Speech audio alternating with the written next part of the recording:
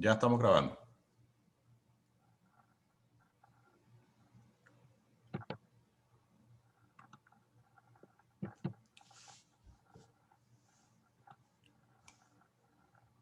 Oscar.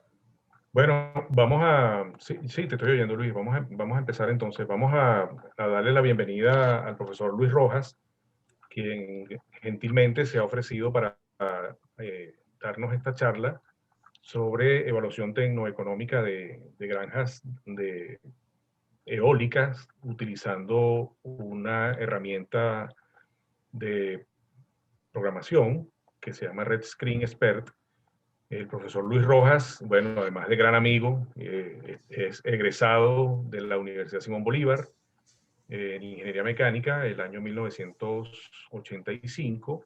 Hizo maestría en la Universidad Simón Bolívar también en el área de...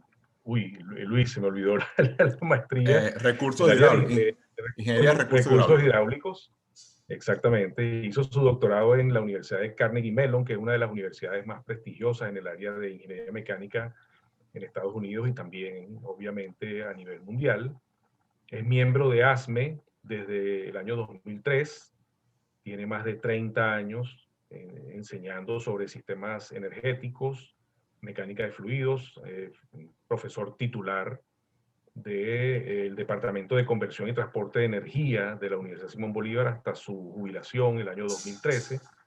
Más de 21 años enseñando la técnica de CFD, más de 85, 86 publicaciones revisadas por pares, indexadas en Scopus, y más de 100 publicaciones globales internacionales, más de 20 informes técnicos para proyectos industriales, más de 45 tutorías de trabajos de máster y más de 5 de doctorado. Actualmente, pues, con estudiantes también de maestría y también con un candidato a doctorado. Ha sido colaborador docente e investigador con instituciones de equipos de Francia, de Kazajstán, de Noruega, de Perú, de Portugal, de España, de Estados Unidos, de Venezuela. Ha sido coordinador de ingeniería mecánica, de hecho en ese cargo me sustituyó, por cierto, del año 2007 de la Universidad Simón Bolívar, jefe del laboratorio de mecánica de fluidos entre el año 97 y el año 2002, y actualmente es profesor asociado y director de estudios de posgrado en NU, que NU significa Nazarbayev University. Nazarbayev University en Kazajstán. Profesor invitado también del programa PM3E en el Instituto IMT de Atlantique en Francia. Así que Luis, bueno, complacidísimos de tenerte por aquí en tu propia casa y bueno, vamos a escucharte para aprovechar el tiempo en esta interesante charla que convoca a todos los estudiantes, profesores y relacionados, aquí hay bastantes egresados, con el área de las energías alternativas. En tus Mil manos, Luis. gracias. Mil gracias, Oscar. Mil gracias a la Universidad Simón Bolívar y mil gracias a todos los que están asistiendo y Oscar por esta presentación. Estoy en mi casa, como tú lo dices. Aquí me siento en el Ampere, en el cafetín, como una charla entre amigos. Voy a tratar de aprovechar el tiempo al máximo, como tenemos una sola hora. Bueno, aquí está el título de la presentación, como lo pueden ver en la pantalla. Voy a dividir la charla en dos partes. Una pequeña parte que es la introducción a mi actual afiliación, que es la Universidad Nazarbayev, que está ubicada en Kazajistán. ¿Cuál es la misión, visión y oportunidades que tenemos hoy día para alumnos internacionales? Y luego me dedico a la charla en sí, que es la parte de las energías eólicas y la assessment o la evaluación tecnoeconómica. Primero, déjenme introducir. Nazarbayev University es una universidad relativamente nueva, creada en el año 2010, ubicada en la capital de Kazajistán, y lleva el nombre del primer presidente del país, el señor Nursultan Nazarbayev. Es una universidad con una visión futurista. Me recuerda mucho a nuestra Simón Bolívar en nuestro tiempo, buscando siempre la excelencia. Es una universidad que está orientada hacia la investigación y que también busca conseguir un puesto global de renombre en educación, investigación e innovación. Nuestra visión es crear o formar a los científicos, no solamente para Kazajistán, sino para el mundo, científicos, académicos y gerentes, así como emprendedores. Y la misión para llevar esa visión adelante es también llevar el modelo de educación superior moderno a todo el país de Kazajistán y las zonas aledañas que la rodean, que están desarrollándose también rápidamente. Ya un abreboca a lo que es Nazarbayev University, les presento rápidamente. Tenemos alrededor de 20 programas de pregrado, 25 de maestría. Hay 3, eran hasta el año pasado, ya tenemos más de 10 programas de doctorado. Tienen las carreras de ingeniería que ustedes se puedan imaginar y carreras también humanistas. Tenemos desde el comienzo, la universidad tiene partners o unos aliados estratégicos en todo el mundo. La universidad se ha tratado de aliar con universidades de primera línea en el mundo, como lo pueden ver en la parte superior de la lámina. Y tenemos alrededor de 5.000 estudiantes, de los cuales son 3.000 de pregrado y unos 1.000 de posgrado. Alrededor del 70% de los profesores de Nazarbayev University somos extranjeros, sin embargo somos muy bien tratados y nos hemos adaptado muy bien a la cultura del país, que es un país muy amigable, muy receptivo y hospitalario. Y estamos muy abiertos a recibir estudiantes internacionales, y esto es una oportunidad que quiero dejarles en la mesa para que en las próximas aplicaciones, quienes estén interesados en hacer también una buena experiencia en el exterior, en el doctorado o en la maestría, que también la pueden hacer en la Simón Bolívar, por supuesto, pero la pueden también hacer en Kazajistán. Es una aplicación competitiva, tipo Simón Bolívar University, como ustedes saben, y bueno, los mejores son elegidos para trabajar y estar allá con nosotros.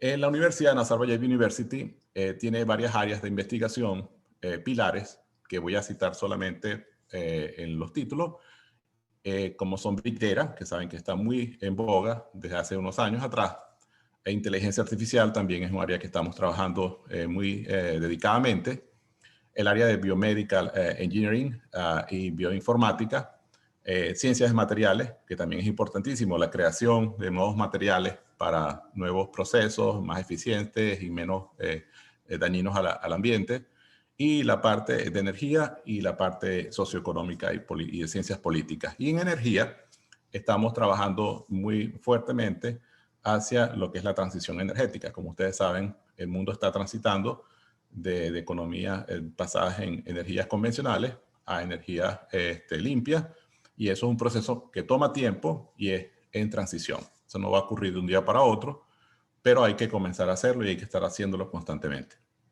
Bueno, esta es mi abreboca de lo que es Nazarbayev University. La página web está al alcance de todos, pueden consultarla y pueden averiguar un poco más de nosotros. Ahora voy más al punto técnico de hoy, que es la charla sobre energías limpias y esencialmente cómo utilizar RedScreen para analizar un problema relacionado con un parque eólico. En este ejemplo, o el caso que voy a presentar, es el caso de una granja eólica o un parque eólico ubicado en Andhra Pradesh, India. Y voy a presentarlo con los detalles para que ustedes vean cómo se navega dentro de RedScreen, y luego al final tengamos chance, aunque sea de 5 minutos, para discutir un poco, preguntas y respuestas. Si tienen alguna duda o alguna cuestión que esté diciendo no está muy clara, por favor interrúmpanme y con gusto la aclaramos. Primero que nada, vamos a definir lo que son energías limpias o tecnologías basadas en energías limpias. Estas son energías o tecnologías que están en dirección de reducir la huella ecológica o la huella de carbón sobre el ambiente, y que también pueden evitar o reducir la contaminación que causan las energías convencionales o las tecnologías convencionales. En este aspecto, las energías o tecnologías limpias están divididas en dos etapas. La primera etapa es lo que se llama eficiencia energética. Esencialmente es el kilovatio hora más barato, el BTU más barato, es el que nos ahorramos. Eso es un dicho muy famoso, y siempre hay que tratar primero de ahorrar energía para luego entonces intervenir con nuevas formas de energía o tecnologías más limpias. Y en este aspecto se trata de involucrar las energías renovables. En el caso de hoy vamos a discutir un poco el caso de la energía eólica como un caso modelo. ¿Qué tienen las energías o las tecnologías basadas en energías limpias en particular? Que esto es una característica clásica que hay que reconocer. Típicamente las tecnologías basadas en energías limpias como eólica, solar, tienen altos costos iniciales. Esto implica que el capital que hay que invertir es alto comparado con el que hay que invertir para una producción de calor o de potencia similar con energías convencionales. Sin embargo, tienen la ventaja de que tienen bajos costos de operación. Entonces la pregunta siempre es, ¿son los costos de operación bajos suficientes para compensar el alto costo inicial? Y eso se trata la discusión hoy. Ver cómo combinar esos dos aspectos para tratar de evaluar si una tecnología limpia es competitiva económicamente al compararla con tecnologías convencionales, a la vez de que evaluamos también el impacto o la huella ecológica que estamos reduciendo. Entonces, muchas veces ocurre que sí es efectivo económicamente, pero otras veces, lamentándolo mucho, no es efectivo. Y por eso es que muchas veces uno no entiende por qué proyectos tan bonitos o ideas tan ingeniosas no han sido llevadas a la práctica. Esencialmente, en estas cosas, a pesar de que todos tenemos un corazón ambientalista, una mentalidad ambientalista, la economía es la que marca la pauta. Tenemos que establecer políticas o condiciones que son favorables para que un proyecto de energías limpias sea económicamente rentable o factible. Solamente por encima voy a recordarles algunas de las energías renovables más utilizadas en proyectos de tecnología de energías limpias. Y este lo nombro porque este es muy famoso en Venezuela. Ustedes saben que Venezuela tiene un altísimo porcentaje de su producción eléctrica basada en hidropotencia. Este sería una de las aplicaciones más interesantes y más atractivas, donde se involucra la energía del agua para ser turbinada. Otra aplicación muy también conocida es la energía solar, que es la madre o el padre, si se quiere, de todas las energías renovables y de la cual se derivan las energías renovables en general. Pero bueno, su aplicación directa en producción eléctrica, por ejemplo, para la producción de electricidad en paneles fotovoltaicos. Y tenemos también la energía solar aplicada para calentamiento de agua, que también es muy popular en el mundo. Los países del Caribe son grandes usuarios de esta energía. Tenemos también la generación combinada. Uno podría preguntarse cómo puede ser la generación combinada una energía limpia o una tecnología limpia. Bueno, el hecho de utilizar el calor, que todos sabemos como somos del área de mecánica o relacionados con la ingeniería mecánica o química o el área afín, sabemos que las plantas de generación de potencia basadas en combustibles convencionales producen calor que es desechado. Si ese calor es utilizado para generar un calor útil, la eficiencia global aumenta y se consigue entonces una reducción de la huella ambiental y eso se considera como tecnología limpia también. El último ejemplo que voy a mostrar por encima es el de la energía eólica porque es la que voy a continuar hablando en las siguientes láminas. La energía eólica esencialmente es aprovechar la energía cinética del viento y convertirla en energía mecánica pasándola por una turbina eólica. Las turbinas eólicas, como ustedes deben saber, son de muchos diseños, de eje horizontal, como el que está mostrado en la figura, de eje vertical también son populares, y también existen otros modelos más nuevos, que son las que vibran, por ejemplo, que también pueden producir energía a través de vibración. Pero la más popular, la más comercial hoy día es la de eje horizontal, y por eso es la que voy a tratar hoy con más detalle.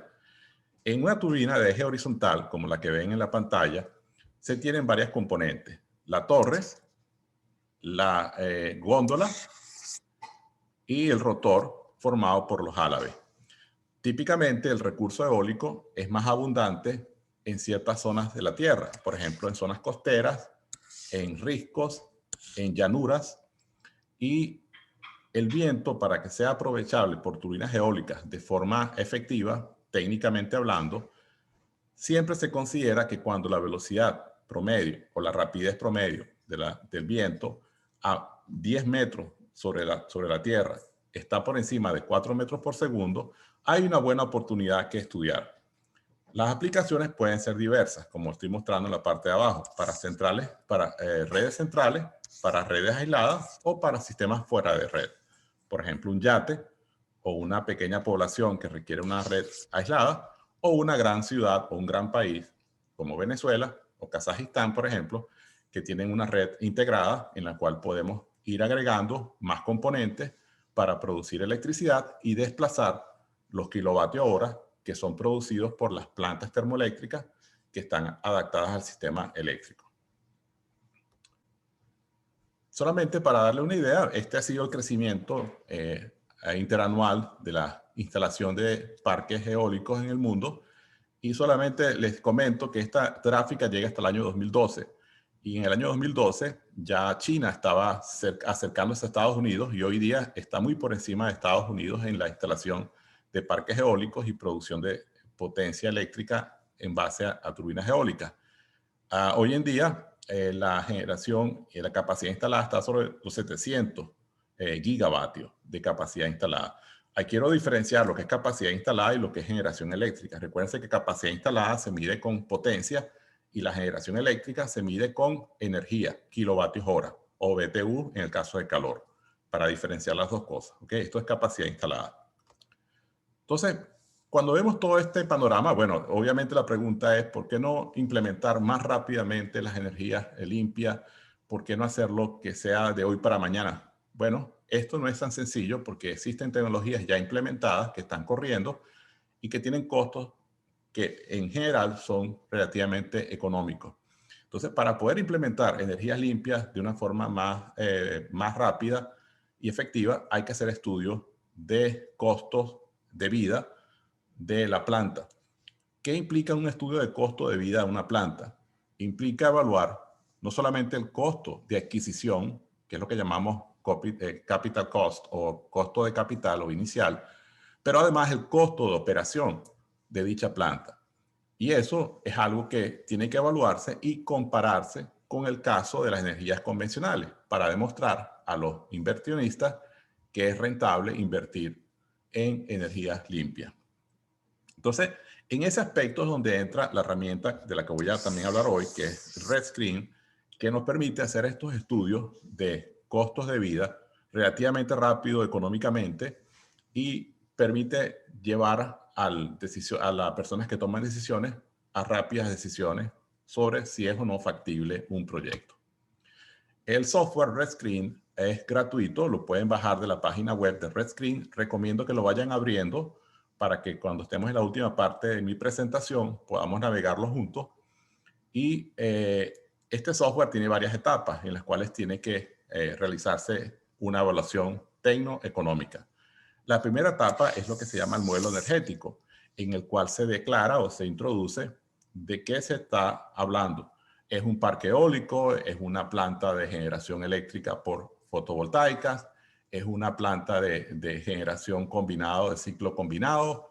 ¿Es un sistema de uso de biomasa que vamos a usar para desplazar combustibles fósiles? ¿O se trata de un calentamiento de agua con energía solar? ¿O una combinación de todo esto? Y cuando se colocan esas tecnologías, por supuesto, hay que indicar la fuente. Tenemos que decir dónde está ubicado el proyecto, cuáles son las condiciones climáticas, cuáles son las condiciones de costos de la energía, si es que hay algún costo asociado. Y siempre se ponen a competir la tecnología que queremos implementar como energía limpia versus la tecnología convencional. Es decir, estamos considerando que existe una necesidad que queremos cubrir. Una vez que establecemos esta parte del modelo, entramos a la parte de costos. En la parte de costos, por supuesto, tenemos que considerar lo que es el costo inicial del proyecto y los costos operativos y o periódicos. Entonces, los costos iniciales son obvios, involucran la ingeniería del proyecto, el estudio de factibilidad, los materiales, los componentes, la instalación, permisología, y eso ya a veces tiene también un tiempo que hay que considerar para realizarse. Y los costos operativos, por supuesto, involucran el mantenimiento, si hay algún combustible que hay que pagar o algún tipo de movimiento de materiales que hay que involucrar para operar. Eso van los costos operativos. Y normalmente se llaman costos operativos periódicos los que ocurren con más de un año de frecuencia, como son los costos de reparación mayor, overhaul de una caja de engranaje, de una turbina eólica u otros costos asociados, o reparación de los álabes, por ejemplo. Una vez que completamos esta parte de costos, dependiendo del nivel de detalle en el que lo hacemos, se habla de un proyecto de prefactibilidad o de factibilidad. En ambos casos, el Red Screen permite que se introduzca tanto como se quiera, pero por supuesto un estudio de prefactibilidad permite una respuesta rápida, pero con mucha incertidumbre. Luego, en el análisis vamos a ver lo que es la parte de los gases de efecto invernadero, cómo se reducen los gases de efecto invernadero por el hecho de que estamos introduciendo un proyecto basado en tecnologías limpias.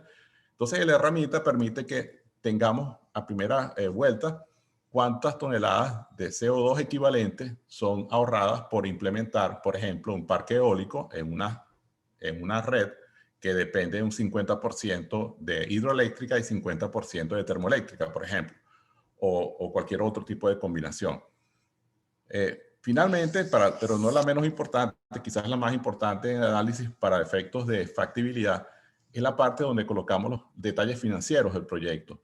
Por ejemplo, ustedes saben que los costos de operación no son fijos, son costos que están cambiando con la inflación, son costos que pueden ser en papel fijo, pero van a estar siendo actualizados cada año con la inflación. Los costos de la energía puede tener un precio al venderla distinto cada año. Cuando hacemos un proyecto para producir electricidad, la electricidad no tiene un costo fijo, un precio fijo de venta, sino que se puede aumentar gradualmente.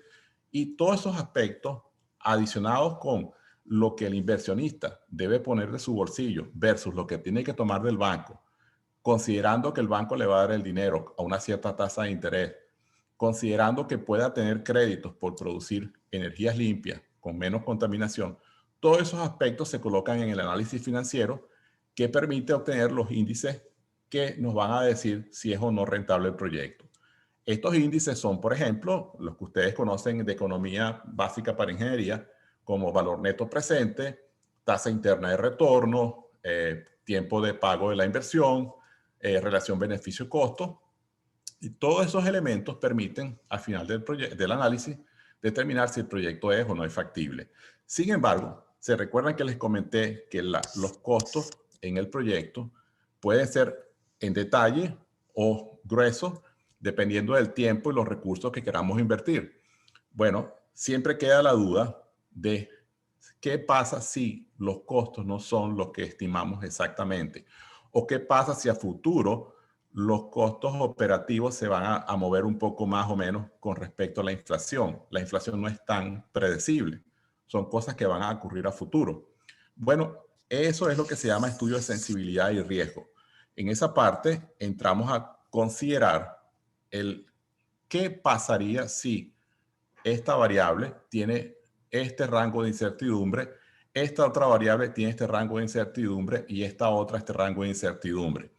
Con todos esos rangos de incertidumbre hacemos un estudio que se llama estudio de Monte Carlo y procedemos a estudiar o a determinar cuál es la posibilidad de que tengamos un resultado dentro de un rango con confianza, y eso nos permite entregar un reporte basado en un riesgo predeterminado. El estudio en Red Screen, como les decía, se basa en comparar un caso base contra un caso propuesto. El caso base es la energía convencional y el caso propuesto es la energía que estamos proponiendo, la tecnología limpia. Aquí se ve una vista muy rápida de cómo funciona el cash flow que vamos a analizar. Esencialmente, aquí en el primer cash flow, ustedes ven lo que se llamaría el caso base. Por ejemplo, queremos producir energía eléctrica porque hace falta incrementar la capacidad instalada o la cantidad de energía eléctrica que vamos a entregarle a la red. Entonces tenemos que esa red está en este momento alimentada por una serie de equipos termoeléctricos, hidroeléctricos, etc. Y se pueden aumentar las inversiones en ese sector. Pero aumentar las inversiones en ese sector para producir más electricidad implican un costo inicial y costos de operación a lo largo de la vida útil de esos nuevos equipos que habría que poner para producir esos extra kilovatios hora que demanda la población que está creciendo. Bueno, digamos que tenemos este flujo de caja de costo. En contraposición, ustedes dicen, bueno, vamos a proponer, en lugar de ampliar la capacidad instalada de termoeléctrica, vamos a ampliar la capacidad instalada con parques eólicos. Pero el parque eólico tiene un costo inicial, como dijimos inicialmente, más alto que la planta termoeléctrica para la misma cantidad de kilovatios de capacidad instalada. Pero en el largo plazo, dense cuenta que los costos operativos son más pequeños porque no pagamos por el viento. Pagamos por el mantenimiento, pero no pagamos por el viento. Entonces, cuando tenemos los dos cash flow, el A y el B, la pregunta que se hace uno en Red Screen esencialmente es, si yo considero que el evitarme invertir en energías termoeléctricas es un ahorro intrínseco al invertir en mi parque eólico, la comparación es, voy a tomar la inversión que dejo de hacer en el parque, en el equipo termoeléctrico como un ahorro y lo pongo en el flujo de caja combinado que está aquí abajo, en el cual puedo ver entonces que cuando sustraigo lo que estoy evitando invertir en termoeléctrica como un ahorro en el segundo cash flow, me queda el tercer cash flow que me muestra que sigo teniendo un costo inicial, pero ahora tengo un ahorro, un ingreso positivo en cada año. Y eso se trata cuando comparamos las dos tecnologías. Si ese ingreso positivo en el largo plazo, llevado a valor neto presente, tasa interna de retorno, benefit cost, beneficio-costo, etcétera, etcétera, es positivo, el inversionista decide si me conviene invertir en el parque eólico porque me va a dar ahorro sustancial de dinero, voy a tener mejor retorno de mi inversión. Y al final es un estudio de flujo de caja, pero tiene que ver mucho con la parte técnica que debemos conocer. Bueno, para ahondarnos un poco más en el tema, vamos a ir un poco hacia los elementos que están involucrados en un análisis de proyectos de energía eólica. Aquí vemos entonces una foto donde nos muestra una turbina eólica formando parte de un parque, por ejemplo. Las turbinas eólicas tienen curvas de operación, que nosotros como ingenieros sabemos que las bombas centrífugas, los compresores, las turbinas y las turbinas eólicas tienen curvas de operación. Ellas no operan a una condición constante.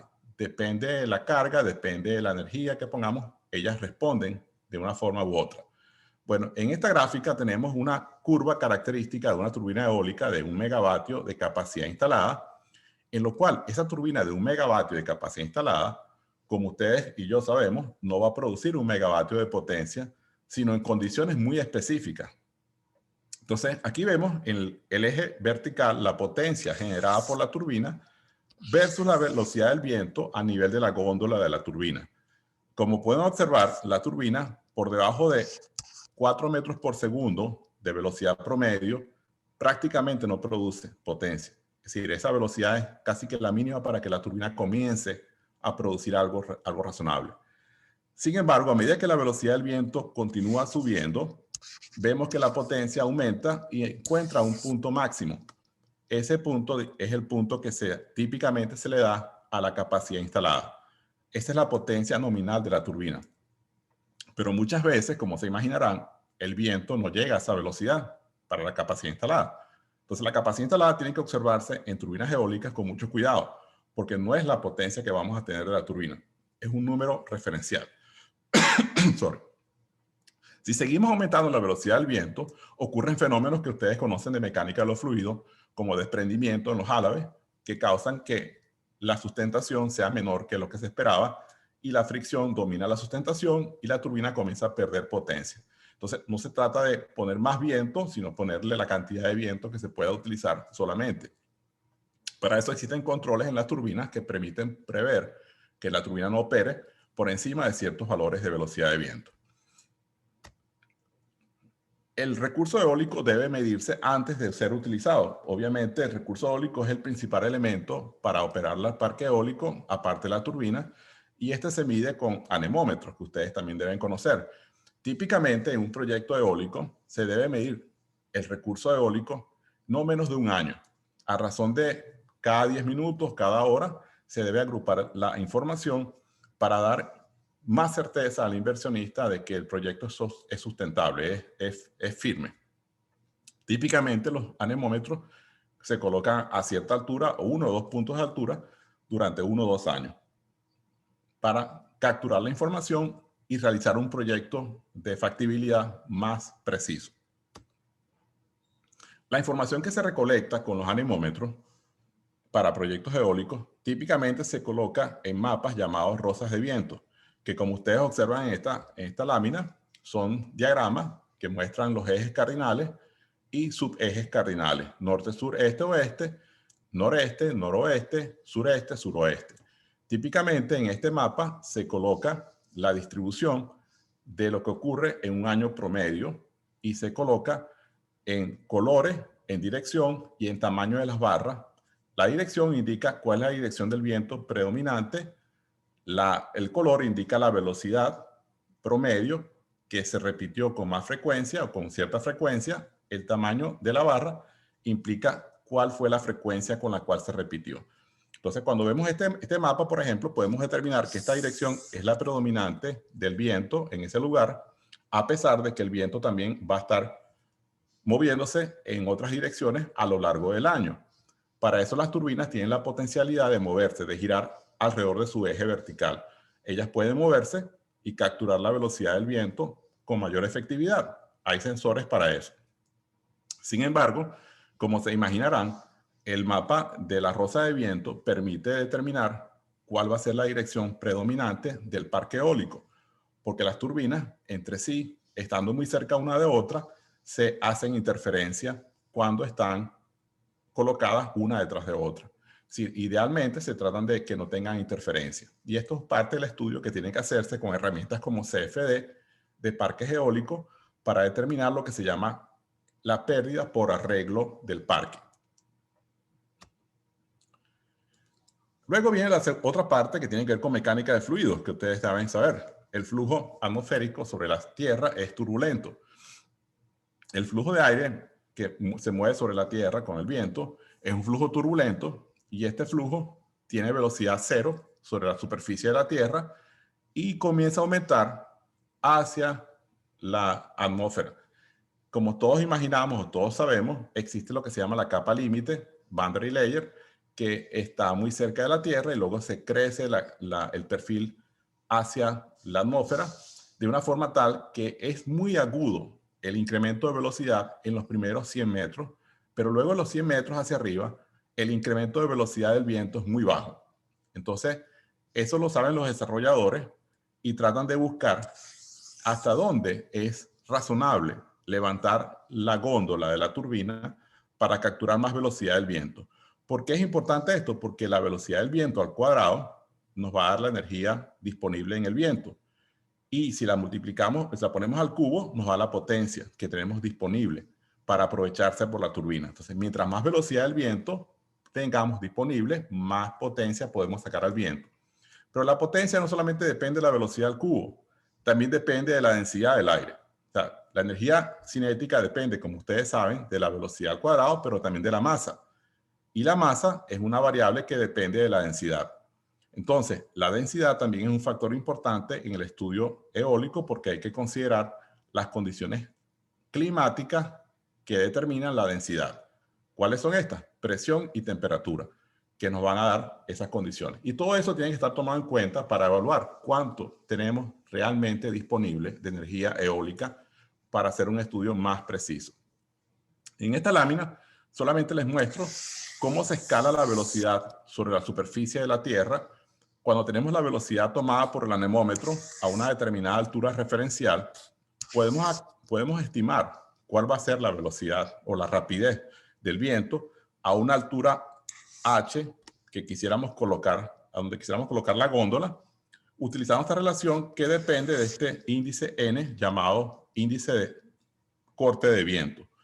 Ese índice de corte de viento es un elemento que toma en consideración las propiedades de la superficie de la Tierra. Si la superficie es muy suave, se tiene un coeficiente de corte muy bajo. Si la superficie es muy rugosa o muy irregular, el coeficiente es más alto. Y esto nos permite estimar las velocidades en puntos exactos por encima del punto de medición del anemómetro o por debajo, si quisiéramos. Una vez que colectamos la información de la velocidad del viento, tenemos que tomarla, por ejemplo, a una hora, una velocidad promedio, y esa velocidad se coloca entonces en una distribución de histograma de frecuencia, y ese histograma de frecuencia nos permite saber cómo se va a comportar el viento en un determinado lugar, conociendo la velocidad promedio del viento anual y conociendo elementos como el factor Weibull de distribución. Se ha determinado que el factor Weibull de distribución más común encontrado en el mundo es 2, y esto se llama una distribución tipo Rayleigh. Con esto podemos resumir la información de cómo el viento va a cambiar y nos permite calcular rápidamente cuál es la producción de energía eléctrica que puede obtenerse de un determinado lugar bajo un viento que está caracterizado por una distribución Rayleigh con factor 2 o 1.9, por ejemplo. Bueno, ¿cuándo se usa entonces la energía eólica? Cuando hay buen recurso, cuando hay buenas condiciones económicas para hacer la inversión. Y vamos entonces a pasar a ver el ejemplo que les traje hoy. El ejemplo que traje hoy es un parque eólico ubicado en India, en Andhra Pradesh.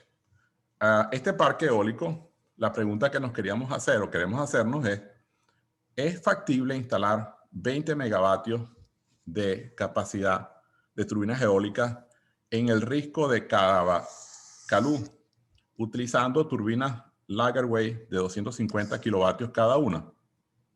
Entonces, la ubicación de estas turbinas es en Andhra Pradesh, en esta zona del mapa. Este es un mapa eólico que muestra que las velocidades promedios de esta zona son relativamente bajas. Sin embargo, noten que la palabra risco está incluida acá. Es decir, que el proyectista está estudiando colocar las turbinas eólicas no a nivel del suelo, sino en unas pequeñas elevaciones que están sobre la tierra, que al haber elevaciones, como ustedes saben por Bernoulli, la velocidad del viento se acelera sobre la elevación, y eso nos da mayor capacidad de energía eólica que permite aprovechar este asentamiento. De hecho, la medición en el lugar les indicó con anemómetros que en esos riscos la velocidad del viento promedio a una altura de más de 30 metros era de 6,2 metros por segundo. Esto es una cantidad bastante alta. Solamente para darles una idea de lo que es la velocidad del viento, 11 metros por segundo de velocidad del viento pueden tumbar a una persona. Entonces, 6.2 metros por segundo es una velocidad relativamente alta, mayor que las 4 metros por segundo que les mencioné antes. Y nos dieron entonces la rosa de viento del lugar, mostrando obviamente una dirección predominante para colocar las turbinas. Entonces, la pregunta que queremos responder ¿es factible hacer esto en ese lugar? Entonces, vamos a entrar juntos a Red Screen y voy a mostrarles cómo navegamos sobre este modelo. Y mientras navegamos el modelo, volvemos a las láminas para ver los parámetros con los cuales voy a estar mostrando el caso. El caso ya está montado, solamente como el tiempo es limitado, solamente vamos a navegar sobre el caso, pero ustedes pueden tomar este caso como un caso base y cambiarle los parámetros si quieren hacer un caso nuevo, que es lo que hacemos normalmente en clase.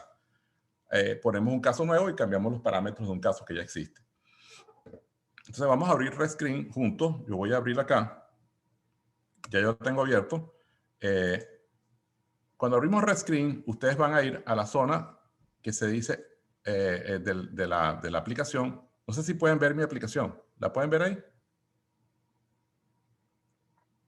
Sí, sí se ve. Ok. Entonces, cuando abren la aplicación, van a entrar acá a esta primera parte de la aplicación y van a ir a Open, abrir, y van a ver que hay una serie de casos de estudio. Esto es muy útil. Yo recomiendo que quien quiera seguir con esta herramienta, comience por acá siempre y vea los casos que ya están montados. Entonces, aquí vamos a poner alinear por país. Al poner por país, van a encontrar los casos ordenados por país y van a buscar India. En India van a ubicar el caso de estudio de India de 20.000 kilovatios y van a hacer doble clic. Si hacen clic en caso de estudio, van a poder ver todos los detalles del caso. Está descrito con detalles, pero el tiempo es oro hoy y no tenemos tiempo de verlo con cuidado. Solamente quiero abrirles el apetito para que vean que se pueden hacer muchas cosas. Le dan doble clic a esto y van a abrir entonces el caso de las turbinas en Andhra Pradesh. Entonces, en este caso, el modelo comienza por darnos la ubicación. ¿Dónde está ubicado el parque que vas a analizar? Esto es importante por lo que les dije. La energía cinética depende no solamente de la velocidad del viento, sino de la densidad del viento. Y la densidad del viento está asociada con la ubicación geográfica y la altitud. Entonces aquí tenemos esta herramienta que está conectada con NASA para darnos información climática promedio mensual de cualquier ubicación que escojamos. Solamente para mostrarles, en este caso, van a ver que tenemos acá una casita y una esfera. Esta casita es porque ya está hecho el proyecto, es la ubicación de las turbinas eólicas que vamos a utilizar en este proyecto. Y esta esfera de la Tierra es la estación meteorológica utilizada para la mayoría de la data que se presentó en el proyecto. Para que tengan una idea, yo puedo cambiar esto muy fácilmente haciendo clic aquí en la Tierra, abrimos el mapa y podemos cambiar a nivel satelital. Como este proyecto es un proyecto ejemplo que ya se realizó y como casi todos los proyectos que ustedes van a ver aquí son proyectos reales que fueron realizados, voy a mostrarles las turbinas eólicas en el proyecto real. O sea, voy a magnificar esta visión satelital de donde está la casita para que vean las turbinas de las que estamos hablando. ¿Qué? ¿Ven las turbinas?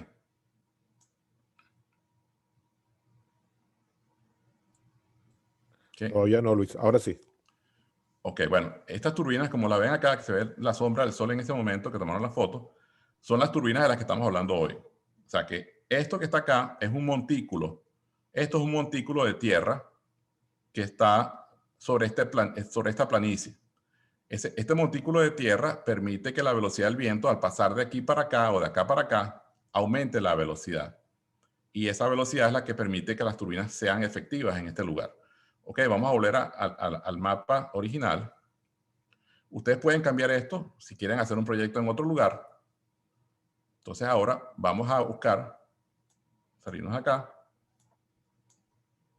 Y una vez que ya escogieron la ubicación, que la estamos usando ya porque está preseleccionada, este proyecto ya está establecido, lo que voy a es únicamente a navegar con él, con ustedes. Vamos entonces a la siguiente parte, que es la facility, la instalación.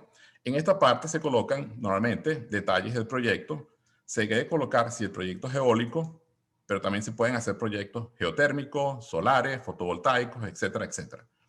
O sea, el límite es el cielo, como dicen, ¿no? Ustedes pueden combinar cosas y pueden crear sus propias tecnologías. No tienen que ser tecnologías existentes. Y colocan los detalles de quién hace el proyecto y todo eso. Aquí colocan la foto del proyecto. Puede ser fotos del lugar donde se va a colocar el proyecto. Esta foto es una foto real del proyecto. Estas son las turbinas eólicas instaladas en el risco. Como ven, el risco es una especie de montículo, ¿no? Ok. Luego continuamos con la parte del modelo energético. En esta parte del modelo se introducen los detalles de la turbina con la cual vamos a operar. Como ustedes van a ver en el red screen, siempre van a observar que existen varios niveles de análisis. Nivel 1, nivel 2, nivel 3. El nivel depende del detalle que ustedes quieran dar al análisis. Y de nuevo, cuando hacemos estudio de factibilidad, hablamos de prefactibilidad cuando el nivel de incertidumbre es alto. Cuando digo alto, se refiere a más de 50%, 40-50%. Cuando hablamos de factibilidad, hablamos de niveles de incertidumbre por debajo del 15%, 10%. Entonces, cuando ponemos nivel acá, 1, la información que tenemos acá a la vista es muy corta, muy pequeña. Pero vamos a poner nivel 2. Entonces vamos a ver que el red screen nos dio la oportunidad de introducir todo lo que está acá en estos cuadros amarillos o crema, fueron introducidos por el usuario. Ustedes tienen que poner los datos de lo que tienen en el lugar. Aquí colocaron 6,2 metros por segundo porque es la velocidad del viento con la cual tenemos disponible en el lugar, medida a 30 metros durante todo el año, y el wind shear exponent es la variable que mide la tortuosidad del terreno. Esto fue determinado en base a las tablas que indican cuál es ese valor para un terreno como el que está en ese lugar. Los valores de la temperatura fueron corregidos, pero como ustedes ven acá al lado derecho, en blanco, lo que está en blanco son valores que da el software y lo que está en amarillo son valores que el usuario introduce. Lo que está en azul son valores que el usuario introduce, pero el software tiene un código de colores que dice que el azul implica que hay una base de datos disponible para el usuario para que pueda navegar rápidamente. Ok, Si hacen clic aquí, van a ver más turbinas y van a ver cambios de turbinas si quieren cambiarla. Vamos a dejar esto acá así. Ven acá que están colocados los parámetros de la turbina que estamos escogiendo para este proyecto y estamos colocando que son 80 turbinas. 80 turbinas de 250 kilovatios cada una para hacer un total de 20.000 kilovatios de capacidad instalada que van a ser instalados a 36 metros de altura, no a los 30, a los cuales fue medida la velocidad del viento, lo cual implica una corrección de la velocidad del viento a 6,4 metros por segundo. La energía eólica se va a caracterizar con el factor Rayleigh, si es 2.0, que es el estándar, o pudiéramos cambiarlo a un factor distinto que podemos ponerlo acá. Para eso tenemos que tener los mapas eólicos y las datas tomadas hora a hora. Lo que ustedes ven aquí abajo es la tabla con la operación de la turbina, la curva de operación de la turbina, y a mano derecha ven lo que generaría una turbina proxy que estuviese operando sola a una velocidad promedio indicada en la columna izquierda. ¿Ok? No voy a ir en mucho detalle en esto porque esto es una parte que es un poquito confusa y el tiempo es oro en esto, pero solamente les digo que cuando lean esta columna, la columna de la velocidad del viento ya no representa la velocidad instantánea, como lo hace para la columna 2, sino que representa la velocidad promedio anual, cuando quiero compararla con esta columna, ¿ok? Entonces, esta es la energía que una turbina proxy produciría con esta velocidad promedio, pero esta columna representa la curva técnica de la turbina, la que me da el fabricante. Ok, con esto acá, agregamos acá otra información, como las pérdidas del arreglo de las turbinas. Como les decía, depende de la rosa del viento. Si la rosa es muy acentuada en una dirección, las pérdidas por arreglo son pequeñas, pero si la rosa de viento es muy distribuida en varias direcciones, las pérdidas por arreglo van a ser altas porque vamos a tener obstrucción de turbina con turbina, en muchos casos. Las pérdidas misceláneas y la disponibilidad. La disponibilidad se refiere a cuánto tiempo requiere la turbina para hacer mantenimiento anual. Ninguna máquina, como ustedes saben, se puede operar 24/7 sin parar. Hay que hacer un mantenimiento preventivo o predictivo, si ustedes quieren, y eso implica un tiempo de parada. Bueno, las turbinas eólicas típicamente se tienen 5% del tiempo para ese mantenimiento anual. Luego, este análisis nos entrega ¿cuál es el factor de capacidad del parque eólico? Esencialmente, el factor de capacidad es cuánto de la capacidad instalada es efectivamente utilizado a lo largo del año. Como se recuerdan, la capacidad instalada es un valor nominal que depende de una velocidad de viento que va a ocurrir muy pocas veces en el año. Por lo tanto, no se esperen que tengan factores de capacidad mayores al 20%. Típicamente, esos valores van a estar entre 10 a 30% en un caso muy optimista. Un elemento importante que quiero dejarles también como curiosidad es que cualquiera de estos parámetros que ustedes ven acá en RedScreen, cuando ustedes ponen el mouse encima, les da un símbolo de interrogación. El símbolo de interrogación les va a dar un help inmediato de qué esperar en ese parámetro y les explica por qué ese parámetro debe estar entre este y este valor. En el caso del factor de capacidad, un valor entre 20 y 40% es lo que se esperaría. Luego tenemos acá la producción anual de este parque eólico está alrededor de 34.800 megavatios hora. ¿Cómo hizo RedScreen este cálculo? Bueno, con la curva de la turbina, con las propiedades del viento, se pusieron las dos cosas juntas a lo largo de los 12 meses del año y se estimó que este es el producto de ese año de operación. Con esto y con este elemento que es el costo asociado a la producción eléctrica, ustedes cuando van a montar un parque eólico, si ustedes tienen que hacer la inversión, una pregunta que tienen que hacerse siempre es ¿cuánto me van a pagar por cada kilovatio hora que yo le venda a la red? Eso se llama el feed-in tariff o el costo de introducción eléctrico y ese costo puede ser un costo mensual o un costo igualitario durante todo el año y ese costo se puede hasta indexar anualmente. Entonces, ese valor de la electricidad es lo que ustedes van a recibir por desplazar la planta termoeléctrica. Ese es el elemento en el flujo de caja que va a considerar el ahorro que ustedes están produciendo por instalar este parque eólico en lugar de una planta termoeléctrica. Bueno, continuamos. Tenemos la turbina y con la producción de electricidad que nos estimó la herramienta, tenemos cuánto dinero. En este caso estamos usando Indian Rupees, es la moneda local de India. Se producen 144 millones de Indian Rupees cada año. O sea, se recibe ese dinero por producir electricidad. Entonces la pregunta obligada acá es, la inversión que tengo que hacer en esta planta se recupera con este retorno de dinero cada año. ¿Cuánto tengo que cobrar por esa electricidad cada año? ¿Cómo debo indexarla para que mis costos de operación y mantenimiento que están afectados por la inflación sean aún muy bajos y el retorno sea positivo? Que a este momento yo quiero dejar muy rápido abierto el micrófono. Si alguien tiene una pregunta de lo que he explicado hasta ahora, por favor, me dice ahora.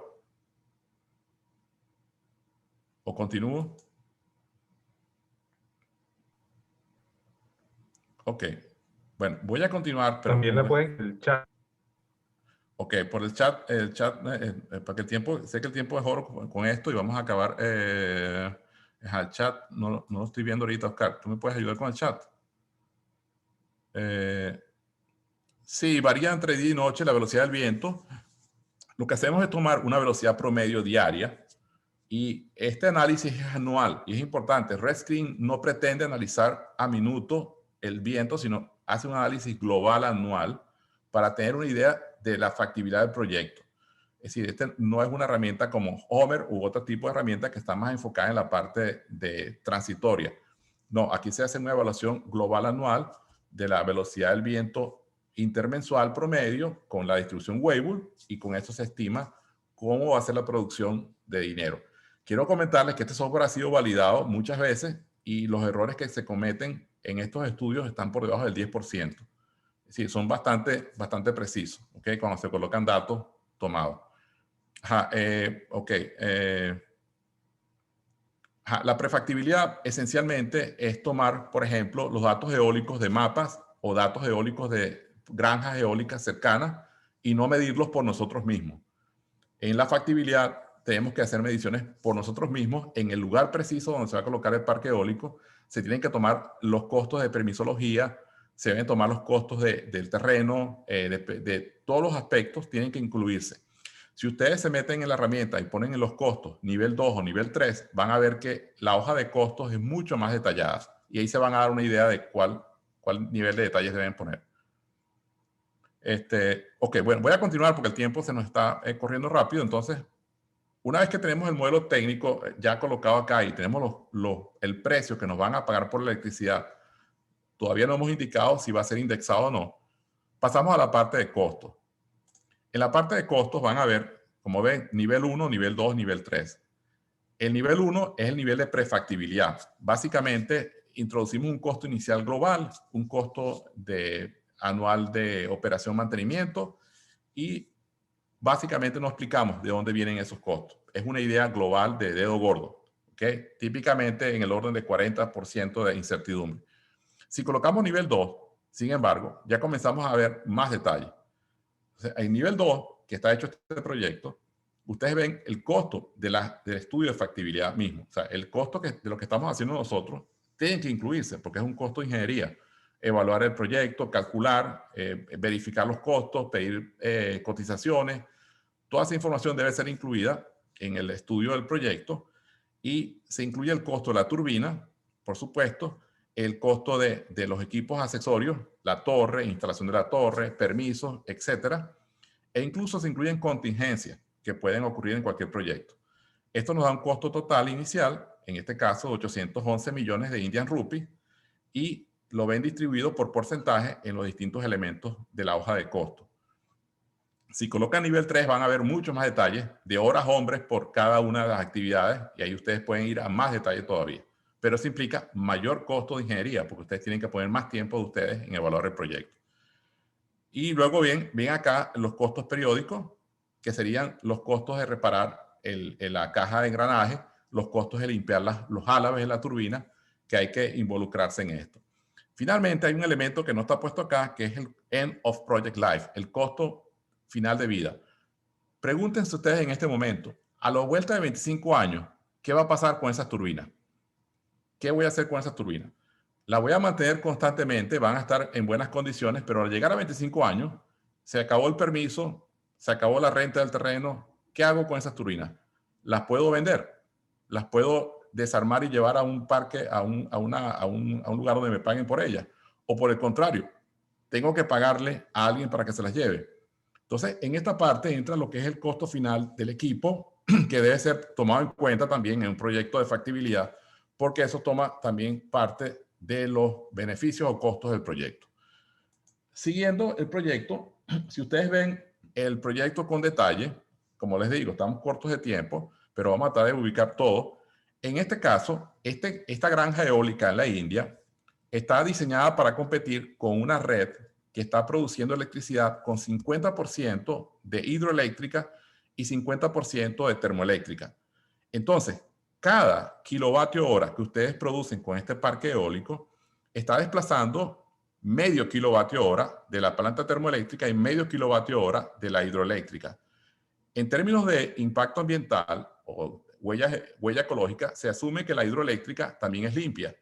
Entonces, un kilovatio hora de energía producida eléctrica por esta turbina, este parque eólico, va a desplazar la emisión de carbón equivalente de medio kilovatio hora producido con la planta termoeléctrica. Y eso está puesto acá en el nivel 2. El nivel 1, que ustedes vieron inicialmente, es el nivel si utilizáramos la red de India. Todos los países afiliados a las Naciones Unidas tienen en esta página ya introducido su nivel de emisiones promedio basado en la red global del país. Pero como ustedes saben, los países tienen también a veces subredes que tienen distribuciones distintas de combustibles o fuentes de energía. En el caso de este proyecto, se compitió con una red interna que está basada en mitad carbón y mitad hidro.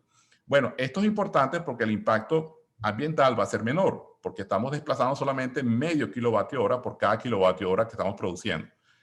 Luego, este kilovatio hora que estamos produciendo está asociado con una red que tiene una distribución que tiene pérdidas. Ustedes saben que la producción eléctrica, para llevarla a las casas, tiene que transmitirse y distribuirse. Esa distribución y transmisión implica pérdidas que en el caso de la India están asociadas a un 12% de la producción bruta. Bueno, ese 12% implica que el kilovatio hora que yo voy a producir con el parque eólico va a llegar al final usuario en ese kilovatio hora .88.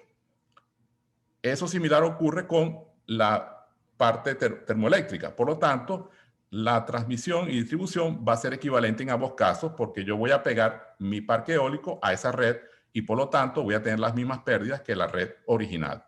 Bueno, para hacer la historia corta, en este mapa o en esta hoja ustedes van a ver el resumen del ahorro de gases de efecto invernadero que resumen no solamente el CO2, sino otros gases que están asociados con la quema de combustibles fósiles y todos agrupados como CO2 equivalente. Por eso cuando ustedes escuchan CO2 equivalente, se refiere no solamente al CO2 químicamente hablando, sino al CO2 y todos los gases que causan efecto invernadero transportados a un valor equivalente de CO2. Bueno, en este proyecto, este parque eólico tiene un efecto de ahorrar 17.370 toneladas de CO2 equivalente, que es equivalente a su vez a eliminar de las calles 3.181 vehículos anualmente en esa localidad. Esto para dar una idea de impacto ambiental. Finalmente, aquí vemos la parte de financiera, que es la parte donde cerramos el proyecto para determinar si es factible o no factible. Voy a colocar nivel 2 y voy a mencionar solamente aspectos como el costo de escalamiento del combustible, si hubiese algún combustible, que en este caso no lo hay porque estamos produciendo energía eléctrica a partir de eólica y estamos compitiendo con una red que ya está establecida aquí y nos están pagando por cada kilovatio hora. El costo de inflación, esto es importante, la inflación, porque los costos operativos van a estar afectados por esto. La tasa de descuento en finanzas, y nosotros como ingenieros debemos estar también con cierto conocimiento de esto. En finanzas, la tasa de descuento representa la mínima tasa de retorno que ustedes esperan de una inversión. Eso tiene otras explicaciones económicas, pero esa es quizás la definición más rápida y más sencilla. Yo pongo en este proyecto o en cualquier proyecto que mi empresa invierta, no espero menos retorno que un 12%. de cada bolívar o cada dólar o cada Indian rupee que yo ponga. Reinvestment rate significa que mientras ustedes corren el proyecto, obviamente van a haber ingresos, van a haber revenues en el proyecto, pero el profit ocurre cuando tengan ya el costo cubierto del proyecto. El costo del proyecto se divide en dos partes, que es lo que se llama el equity, que es lo que ustedes ponen en su bolsillo, y lo que toman del banco. Entonces, en este caso, 75% del costo del proyecto es tomado del banco y un 25% es puesto por los inversionistas. Aquí ven la tasa de interés a la cual el banco está cobrando ese préstamo y el plazo del pago. Aquí colocamos los datos de taxes. En cualquier país del mundo, cada dólar que ustedes produzcan en cualquier emprendimiento tienen que pagar taxes. Esos taxes están también incluidos en el proyecto y ustedes tienen que tomarlos en cuenta porque van a ser tomados como parte que sale de la ganancia. Y colocamos depreciación. También debemos reconocer que en administración y finanzas se permite que los activos se deprecien como una forma de bajar los impuestos. Cuando ustedes hacen una inversión, esa inversión se divide en costos de inversión más activos. Esos activos que ustedes tienen, carros, turbinas, cajas de engranajes, cables, se van a ir depreciando con el tiempo y eso es pérdida que al final del año, cuando declaran los impuestos, tienen que incluir para bajar los pagos de impuestos de forma legal, ¿ok? Eso no es ilegal. Finalmente, aquí ven el resumen del proyecto, donde observamos, por ejemplo, que este proyecto, así como está planteado, tiene un pago de inversión en 7,5 años, que es relativamente aceptable. En economías estables, eso es un número de años razonable. En economías inestables, que la economía se fluctúa mucho, la gente quiere retorno de inversión en 2 años, lo cual es una cuestión ilógica, pero en economías estables, 6, 7 años es razonable para retornar la inversión de un capital en moneda dura. La relación beneficio-costo es 3,2. Comparando lo que invirtieron los inversionistas de su bolsillo, obtuvieron 3,2 veces más que eso. El monto de la IRR después de impuestos en el equity es 15,9%. Recuérdense que la tasa de descuento era 12%, o sea que están retornando más de lo que ustedes esperaban recibir, o sea que es una buena cantidad. Aquí están los flujos de caja en resumen. Y yo creo que ya estoy sobre el tiempo, por lo cual voy nada más que a mostrar la parte de riesgo. En la parte de riesgo voy a ir a la parte de abajo, que es la más interesante. Aquí se colocan los valores de entrada del proyecto, como los costos iniciales, costos de operación, lo que nos dan por la electricidad, la relación del préstamo con respecto al capital, la tasa de interés del préstamo, y ustedes colocan acá la incertidumbre de esos parámetros. Con esta incertidumbre hacen una corrida de Monte Carlo que esencialmente es hacer una selección random de escenarios. Y aquí colocan cuántos escenarios van a hacer. Con estos escenarios hacen una corrida y determinan con un histograma de frecuencia cuál es la posibilidad de que estemos dentro o fuera de un determinado rango aceptable. Y eso es lo que se llama el riesgo del proyecto. Con un riesgo de 10% tengo una confianza de 90% de que mi tasa neta de retorno, de que mi valor neto presente, de que mi benefit costo va a ser dentro de este rango. Y eso le da al inversionista un margen de riesgo que debe tomar o no para obtener la ganancia que espera obtener. Eso se muestra en este gráfico. Este gráfico, aquí se ve el histograma. Y por supuesto, como hay que tomar valores random en estas combinaciones, aquí se debe jugar con 500, 1000, 1500, hasta que tengamos un resultado más o menos estable que nos garantice que la muestra es suficiente para que tengamos un resultado confiable en nuestro informe de respuesta. Y al final el reporte que ustedes hacen, donde incluyen todo lo que ustedes quieran incluir para el cliente.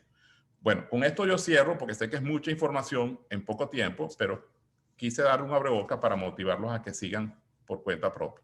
Y dejo abierto el micrófono para cualquier pregunta que quieran hacer. Perfecto, gracias Luis. De verdad bien completa y bien profunda la información sobre los aspectos técnicos y los aspectos económicos, ¿no? y la herramienta del software que has utilizado. Hay algunas anotaciones aquí en el chat. Rafael Márquez pregunta si la velocidad del viento entonces varía mucho entre el día y la noche. Esa es una pregunta. Pedro Sí. Montilva dice si puede dar una explicación un poco más detallada sobre la prefactibilidad. Luego, William dice, ¿podría usar el software para estudios de implementar sistemas de energía solar, un panel solar en elementos como vehículos eléctricos? Incluso podría evaluar vehículos eléctricos, coloca entre paréntesis eficiencia del tren de potencia eléctrica, ciclo de vida de las baterías, fabricación y demás factores de interés.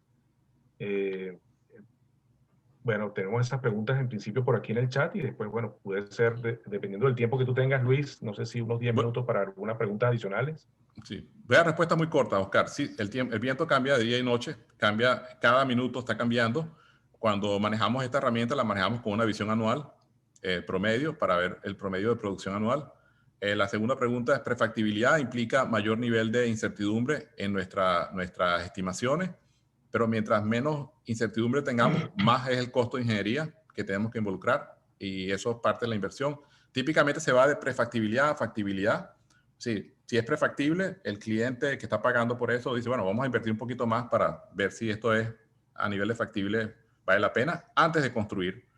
Y la tercera pregunta es si se puede usar para otro tipo de aplicaciones. Sí, sí se pueden aplicar muchas cosas. Esto realmente es muy flexible, jugando un poco con la herramienta. Cuando no existen los parámetros preestablecidos, se puede jugar con parámetros de usuario. Uno puede hacer una customizing, ¿no? Puede hacer el ajuste.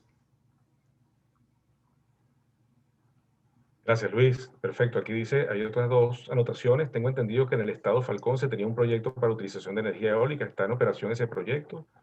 Y Pedro Montilva pregunta si las aspas pueden rotar, ¿no? Girar Sí, en sí. horizontal. Bueno, el proyecto Falcón, estoy desconectado de ese proyecto. No estaba nunca en el proyecto, por cierto. Estuve informado de que se montaron las turbinas en el año 2010, 2011, por ahí. No sé si siguieron trabajando porque estoy desconectado de esa realidad. Pero sí, Falcón y Guajira Venezolana son lugares de alta capacidad de instalación. ¿Qué pasó con eso? No te puedo decir. Y segundo, lo de las turbinas, sí, las turbinas comerciales eólicas que ustedes ven en los parques eólicos, las aspas rotan alrededor del eje del álave, porque se adaptan a la velocidad del viento para tener la mayor eficiencia posible en la turbina. Son parte del diseño. O sea, las turbinas tienen normalmente un anemómetro en la parte de arriba y un anemómetro y un direccionador que le dice a la turbina en qué dirección va el viento y hace que la turbina se mueva y rote en el eje vertical para ubicarse frontal al viento y permite que los álabes también se ajusten alrededor del eje del álave localmente. Sí, normalmente son álabes que giran. Turbinas pequeñas no hacen eso, turbinas grandes sí lo hacen. Gracias, Luis.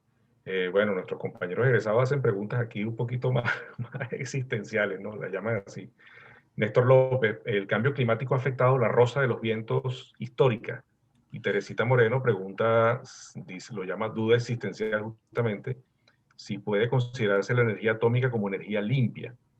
Antonio Soto aclara que el proyecto de Falcón la inició el ingeniero Vicente Durán. Bueno, ya es una información. Mira, la respuesta no es sencilla, pero te voy a dar un poco lo que hicimos un estudio recientemente en Eurasia, para ser más directo. En Eurasia hicimos la evaluación de cómo el cambio climático está afectando potencialmente las inversiones que se hicieron y se van a hacer en parques eólicos y determinamos que aún con el cambio climático en los próximos 40 años, 50 años, siguen siendo rentables. No te puedo decir con certeza en otras partes del mundo, pero en Eurasia sí lo es. Tomamos en cuenta el cambio de temperatura del ambiente y cómo eso afectaría la densidad del viento. No predijimos la velocidad, cambios en velocidad, que es un error, quizás una deficiencia del modelo que usamos, pero usamos estudios de densidad, cambiando la temperatura en base a las predicciones y la proyección, cambiamos la densidad del viento y observamos cómo iba a afectar la energía disponible y aún así los proyectos que existían y que estaban en planes iban a ser rentables. No sé qué pasa en el resto del mundo, podría ser distinto. La otra cosa de energía atómica creo que es un tema para discutirlo abierto porque es un tema que es muy controversial. Para mucha gente lo es, para otra gente no. Yo estoy entre los dos, los dos puntos para no ponerme a un lado. Perfecto. Bueno, esta pregunta que hace William tiene que ver con las posibilidades de estudios de posgrado allá en Nazarbayev, ¿no? Sí, Bueno, aquí habla de cuál es la intencionalidad del gobierno. Sí, yo me di cuenta también de que el software tiene el membrete del gobierno de Canadá. Y aquí pregunta Noel Kotorovich, ¿cuál es la intencionalidad del gobierno de Canadá al hacer disponible, en principio, este software de forma gratuita? Me parece que decía licencia educativa, no sé si es una licencia restringida en cuanto a información o si es una licencia abierta para la Universidad de Nazarbayev. Esta que tengo yo, te voy a explicar rápidamente, ¿no? Este software tiene ya varios años en el mercado y ya se ha ido mejorando gradualmente. Fue una iniciativa del gobierno canadiense. Ustedes se recuerdan que Canadá no estaba en Kioto y yo creo que Canadá estaba consciente de que tenían que hacer algo para compensar el no estar comprometido formalmente con reducción de emisiones y lo querían hacer sin tener el cuchillo en el pescuezo, como dicen, ¿no? Entonces, una forma de hacerlo era dándole facilidades al mundo para que gratuitamente implementaran energías limpias más rápidamente y para ellos mismos. Y me parece que fue una forma muy efectiva de hacerlo, porque lograron una herramienta bastante sencilla, si se quiere, y efectiva. No sé si esa pregunta, esta licencia que tengo yo acá es una licencia que es de Nazarbayev. La licencia que están ahorita gratuitamente dando, porque ya el gobierno fue recortando los recursos para el software, permite que el usuario grabe lo que está haciendo. Yo puedo cambiar los datos y grabarlos, ¿ok? Puedo tenerlos grabados y volver a abrirlos. La versión gratis no permite hacer eso. Solamente permite que ustedes cambien los datos y los vean y cuando cierren, se cerró y no grabaron lo que están haciendo. Esa licencia educativa que permite grabar tiene un costo de algo anual que no es tan grande, pero les garantizo que si lo piden por la universidad, ellos le van a dar una licencia gratis por un año por lo menos, porque es una política de ellos siempre de ayudar a las universidades. Y saben cuándo un país puede o no puede pagar eso y son razonables en eso. Perfecto. Yo tengo una inestabilidad en la conexión, así que si se me va la moderación, Luis, agarra tú la conducción por si acaso falla, ¿no? Pero bueno, aquí la pregunta de Rodney es en cuanto a la inversión, están en el chat, de incremento de producción de energía eléctrica por vías diferentes a las tradicionales, ¿no va a requerir inversión en mayor infraestructura eléctrica adecuada a estas nuevas fuentes? Bueno, en principio, puede que sí, depende de cuánto más quieras escalar, ¿verdad? El asunto cuando hacemos este tipo de estudio es porque estamos compitiendo con algo que se va a montar también a futuro. Entonces, cuando hacemos el estudio de factibilidad con RedScreen, lo que estamos es comparando cuán rentable es producir ese kilovatio hora con esta tecnología limpia comparado con producirlo con nuevas instalaciones en la central termoeléctrica que tenemos instalada o la central hidro y termo. Entonces, en ambos casos hay un costo adicional por ampliar la red, hay un costo adicional que tiene que estarse tomando en cuenta en todo esto. Otro tema que puede ser interesante, que creo que lo mencionaste de una forma u otra, Oscar, que tú eres experto en eso, es lo que se llama el estudio de ciclo de vida, que implica todas las emisiones que se involucran al fabricar la turbina, cómo esas emisiones se consideran en un análisis de impacto de huella ecológica. La respuesta no es sencilla, pero te lo voy a dar de una forma corta. Cuando analizamos este proyecto, yo digo, vamos a comparar un parque eólico con la posibilidad de invertir en más parques termoeléctricos. Estas turbinas implican una construcción con materiales que tienen que ser minados, tienen que ser producidos, manipulados, etcétera, etcétera, y producen emisiones. Pero las máquinas que vamos a utilizar en el planta termoeléctrica también tienen ese impacto ambiental y son máquinas que normalmente duran menos tiempo y tienen que ser reemplazadas con más frecuencia. Es decir, cuando hacemos el estudio de ciclo de vida para ver el impacto ambiental de una turbina eólica o un panel fotovoltaico, que sí tienen un impacto que se borra a la vuelta de 3 años, 4 años de operación, ese impacto tiene que compararse también con el que causa el motor de combustión, la turbina de gas o la planta termoeléctrica en general, que también hay que construir para producir ese kilovatio hora que queremos producir. Entonces, esto es un estudio comparativo. En ningún momento estamos diciendo que esta es la mejor solución. Y esto es importante. Esto no es una optimización. Este es un estudio comparativo entre dos posibles soluciones, la limpia y una convencional. Ustedes pueden poner otra convencional a competir con esta turbina eólica y habría que ver el resultado. Perfecto. Bueno, siguen preguntas, Luis. No sé, tú me dirás la disponibilidad que tenemos. Y No, yo digo por ustedes. Yo tengo tiempo ahorita, honestamente, como unos 10, 15 minutos más, pero yo digo ustedes porque todos mis compañeros que están acá, que les agradezco que hayan venido a nuestros compañeros egresados. Todos son profesionales exitosos y todos tienen también mucha experiencia que compartir. Y espero que esto sea solamente para que ellos también se animen a venir a dar sus charlas también. Pero yo tengo 10, 15 minutos más, pero sé que ustedes deben tener también su tiempo bien comprometido. perfecto. Sí, el tema de análisis de ciclo de vida es el que convocó a la charla y la mayoría de los estudiantes son los del curso de análisis de ciclo de vida y ecodiseño, y tú tocaste muy bien el tema del life cycle costing, o sea, los costos del ciclo de vida, y el tema del costo del fin de vida, ese es un asunto que normalmente no se toca fácilmente en otro tipo de charlas relacionadas con esto, ¿no? Aquí comenta, ¿cuánto es el costo aproximado del kilovatio hora de una planta eólica? Si tal Mira, cosa se puede de- uniformizar, ¿no? depende del lugar, depende del país, pero te comento que una idea a dedo gordo, en un megavatio es $1.000.000 en máquinas, más o menos. Y ahí saca el resto. Obviamente, mientras más pequeña la máquina, más alto es el costo por kilovatio, porque el precio de escalamiento es más bajo. Pero si te dicen que un parque eólico de 20 megavatios costó $1.000.000.000, sospecha que algo pasó ahí. O sea, yo espero que un parque eólico de 20 megavatios debe estar costando instalarlo y ponerlo a trabajar cerca de los $20.000.000, plus minus, 10-15%, no mucho más que eso. Perfecto. Luis ¿Cuánto Ramírez, cuesta la electricidad producida? Bueno, depende de la mano de obra, depende del costo de operación y mantenimiento local, pero en instalación yo esperaría alrededor de ese rango.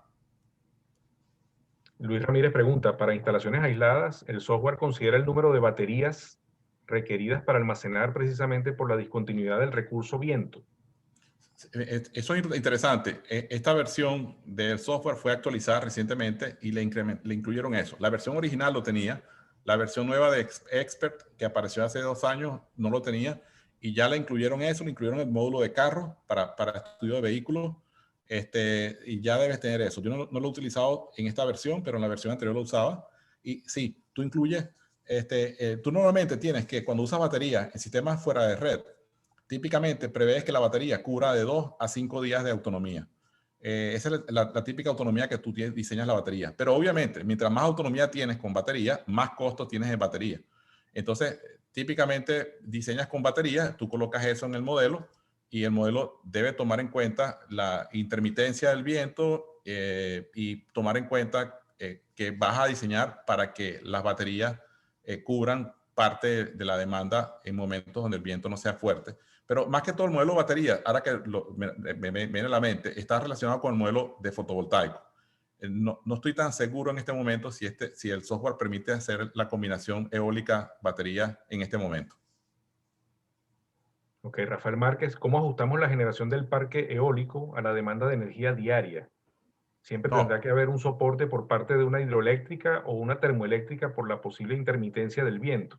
claro, claro, claro. Ahí no puedes hacer eso. Si tú vas a poner una turbina eólica a producir electricidad para consumo directo, tendrías que poner una batería. Y las baterías serían las que entregarían con un inversor la energía eléctrica demandada. Porque como todos sabemos, el recurso eólico es intermitente. En una hidroeléctrica es distinto, porque tienes una caudal de río, tienes una curva de duración que tú puedes sacar y tienes un caudal mínimo garantizado 100% del año. Cuando usas una hidroeléctrica para producir electricidad de consumo directo, lo único que puedes garantizar es la potencia generada con el caudal mínimo del río. En el caso del viento no tienes esa cantidad de flujo de aire mínimo porque el viento es más intermitente y cambia de dirección. Es decir, si vas a usar una turbina eólica para producir electricidad y quieres electricidad de calidad, tienes que tener batería. Noel Kodorovic, ¿se debería monetizar la huella de carbono para incorporarla como un costo? En mi opinión, sí. Es una Esto es forma, lo que llaman internalizar los costos ambientales, ¿no? yo estoy de acuerdo con eso y pienso que es la forma más efectiva de estimular el crecimiento de energías limpias a corto plazo. Teresita, ¿es factible aprovechar el terreno de las granjas eólicas con, por ejemplo, cultivos de algún tipo? Sí, sí. Eso, hay muchos ejemplos de eso, Teresita, y se pueden buscar en la internet. Sí, hay muchos ejemplos. De hecho, es una de las cosas que siempre dicen que tienen las granjas eólicas, que se pueden usar para ganado y otras cosas. Obviamente hay un ruido asociado con la turbina que está en la zona más cercana a la turbina, pero normalmente el espacio es mucho más grande y se pueden alejar el ganado y esas cosas, pero no es tan. Yo he estado, digamos, hemos visto y realmente no molesta, pero te puede hacer molestar si vives ahí al lado de la turbina. Pero se puede, y de hecho hay muchos ejemplos de eso, que sí, las granjas se usan para ambas cosas. Ese tema, por cierto, del impacto ambiental del ruido y lo que podría eventualmente afectar a la biodiversidad, ¿está considerado, Luis, en el software? No, Okay. no está considerado. Pedro Montilva, ¿qué futuro le ve a la energía generada por combustible fósil con el proyecto de energía por fusión nuclear? No sé si es fusión o si está hablando de fisión. Mira, no, fusión, las nuevas que están desarrollándose en Europa, es una de las alternativas que está buscando el ser humano para desplazar rápidamente a la energía fósil. Yo soy un creyente de que esto va a ser transición lenta, pero firme. Claro, no creo que esto va a cambiar un día para otro, ya está cambiando y bueno, así como lo vemos muchas veces, vemos los carros híbridos como un elemento que ya es común en muchos vehículos y carros eléctricos, pero el carro híbrido es la transición del motor de combustión al motor eléctrico. Y otro aspecto importante, que es muy importante, cambiar a carros eléctricos con plantas termoeléctricas de carbón no tiene sentido, a menos que vayas haciendo transición también de la generación de la red. O sea, ¿no? Porque igual vas a usar combustibles fósiles para producir la electricidad que usan los carros. O sea, tiene que ser algo integral. Por eso que también puede ser un poco un espejismo. Cuando vemos tantos carros eléctricos en la calle y pensamos que estamos haciéndolo bien, hay que pensar un poco, bueno, ¿de dónde viene la electricidad que carga esas baterías? Si viene de plantas termoeléctricas, de carbón, bueno, estamos haciendo, realmente es cambiando la basura de un lado para otro lado, ¿no? Bueno, no veo más preguntas y estamos ya también sobre el tiempo. Luis, quería reiterarte el agradecimiento, ¿verdad? Que es sumamente interesante y bien profundo el contenido de tu exposición, tu presentación.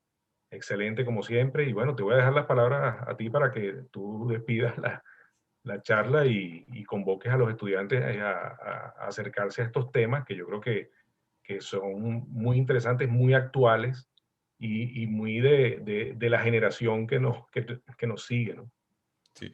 Bueno, gracias Oscar, gracias a nuestra universidad Alma Mater, gracias a mis compañeros que están acá de nuestra promoción y de cercana promoción que me dan el honor de que hayan estado aquí con nosotros hoy, los estudiantes de nuestra universidad Alma Mater y los que hayan también conectado de otras partes del mundo.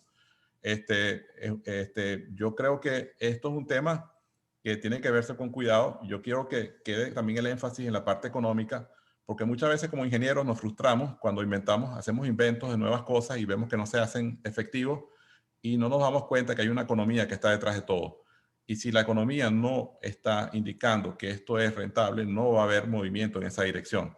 Entonces, ¿cómo hacerlo rentable? Bueno, lo que dice Noel es una idea que yo creo que comparto, que es que hay que ir gradualmente incluyendo algún tipo de taxes al carbón emitido, a taxes a la polución que estamos creando, taxes al desperdicio que estamos creando, para que nos hagamos más conscientes de que eso tiene un costo, de que eso no es gratis.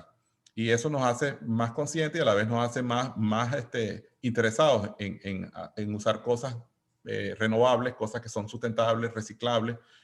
Yo pienso que el costo en el bolsillo mueve más que el corazón en muchas de estas cosas.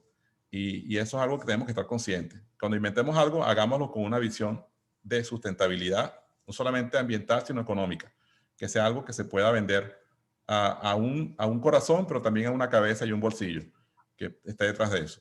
Y bueno, te agradezco, Oscar, y espero que mis compañeros que están aquí con nosotros, que son también expertos en sus áreas y muchos de ellos también conocen el tema, también se motiven a seguir dando charlas a nuestros estudiantes de la Simón Bolívar, que somos nosotros hace 40 años, hace 30 años atrás, en esos pupitres. Y estamos con ustedes siempre y nos tienen en nuestros pensamientos permanentemente. Queremos que sigan siendo lo que hemos sido siempre, que es la Universidad de la Excelencia. Perfecto.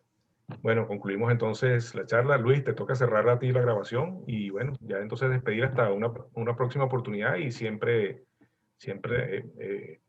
bienvenido en tu casa. Gracias, Oscar. Gracias a todos. Hasta luego.